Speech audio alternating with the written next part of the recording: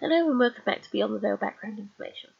Today we're doing another creature profile and it's going to be about the Griffin.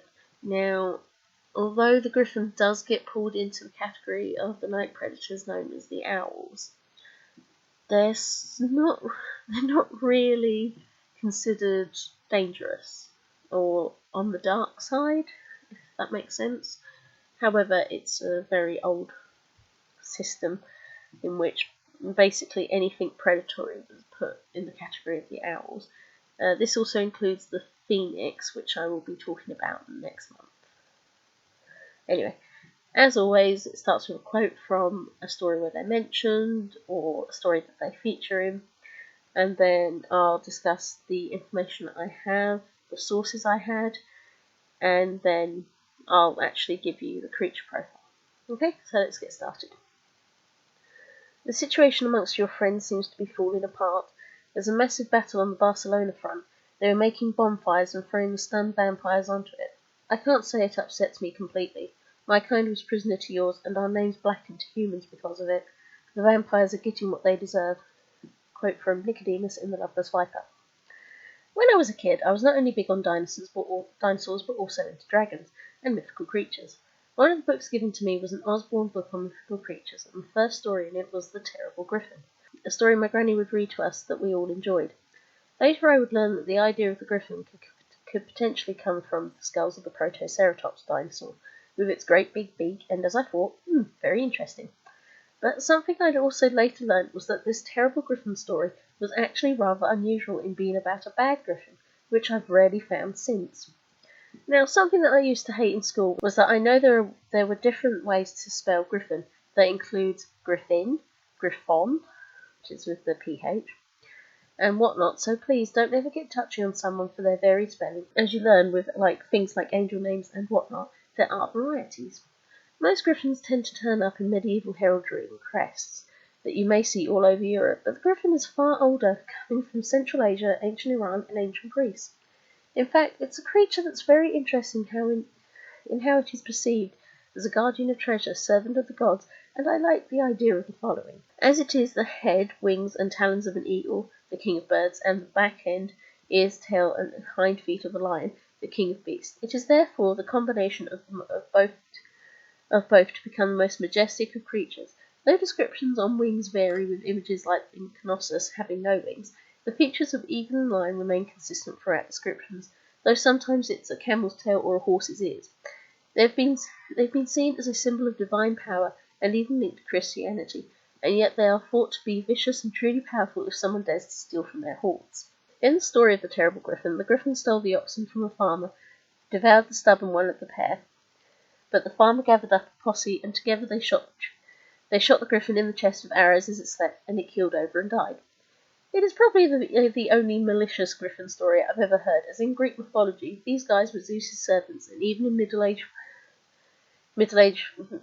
folklore, the griffin fought with a strange band of one-eyed men that constantly stole from its treasure hoard. I guess it's due to the idea of them being giant, monstrous beings, but griffins are fascinating things. In ancient Iran, they are called shirdal. I probably am saying that completely wrong, so I apologise, meaning lion eagle, and they appear regularly in art. The bird a mammal or raptor mammal motive is also common across Syria, the Levant, and has been seen in Egypt and Anatolia around the Middle Bronze Age and a similar period within Greek imagery too.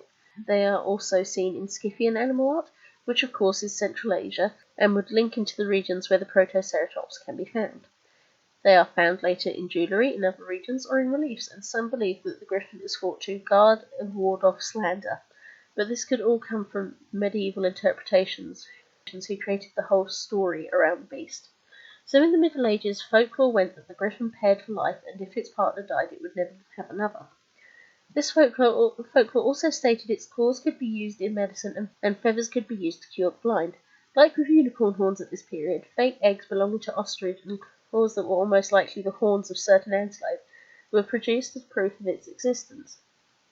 They also produced the idea that the griffin and the horse were two beasts that hated each other bitterly, and yet a griffin and a mare could produce a hippogriff, a creature purely made for heraldic purposes along with fish variants or sea griffins.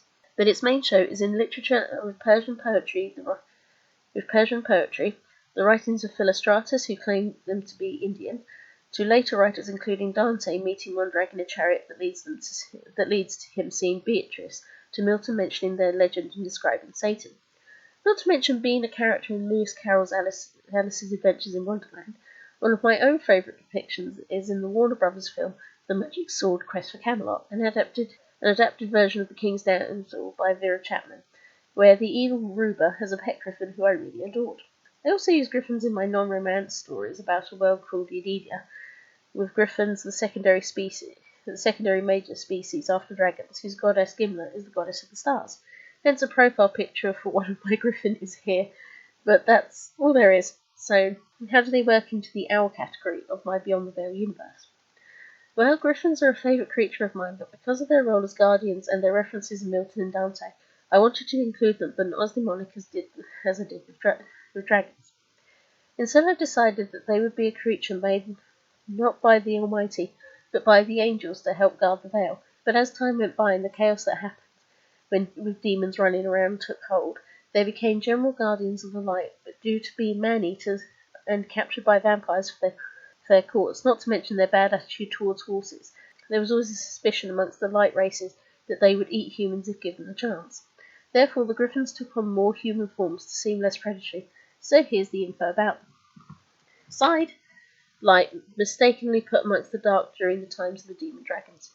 Created by the feathers that fell upon the earth from the Watcher's wings as they were bound up, and the wings soon turned into beings powerful enough to protect humanity from the Nephilim. Created for, not intentionally, but Michael sent his guardian angels to gather the griffin together and teach them to protect the veil that was formed from humans wandering in and beasts wandering out. They did this job well until the demon dragons convinced the vampire courts that to own one would mean demons could not sneak into their courts and their riches would be guarded forever. Many griffin were killed at this time by the vampires by trapping their mates and chopping them into pieces, only to find that when a griffin dies, its body turns into clouds of golden feathers.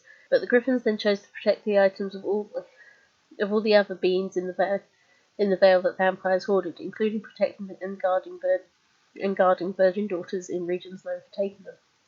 Created when? See created by. Physical description: griffins can be any colour, but most often golden brown, white and black, are seen with their beaks always bronze or yellow, and their eyes always copper. They had the head of an eagle, the talons and feet of an eagle at the front, with a thick mane like a lion connecting and covering head to shoulders and their forelegs. They then had the stomach, hindquarters and tails of a lion, long horse-like ears, often with tufts, and some have wings but some do not. However, seeing a griffin in this form has become rare. Most take human form and can look like anyone, but they all wear either on a ring or a pendant the heraldic crest of a rearing griffin, and whatever other crest marks out their lineage. Abilities: flight, strong, razor-sharp beaks and claws, can fight whilst in the air, wise, and can see into the desires of others. They can sense evil, and as they hold divine power in their gaze, they cannot be approached by demons. Most known for guarding treasure, though I sort of answered it in creative form.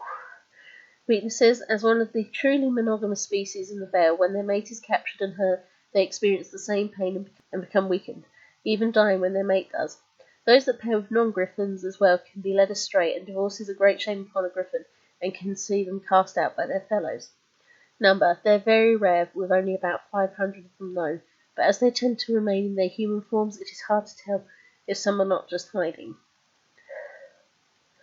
Well-known beings. The Griffin Bank is the enterprise most known, with the Griffins running it for the sake of all Vale beings, but demons and vampires whom they refuse to help or pay mind to because of their ill treatment to them in the past. Characters and stories. Nicodemus is currently the only named one, although their bank is mentioned as the Viper clan are the only vampires permitted to use their services. But I have a concept for a story written down somewhere, I just haven't thought to work on it just yet whilst I'm working on others. Anyway, that's all about the Griffins. I hope you enjoyed it. Thank you. Bye.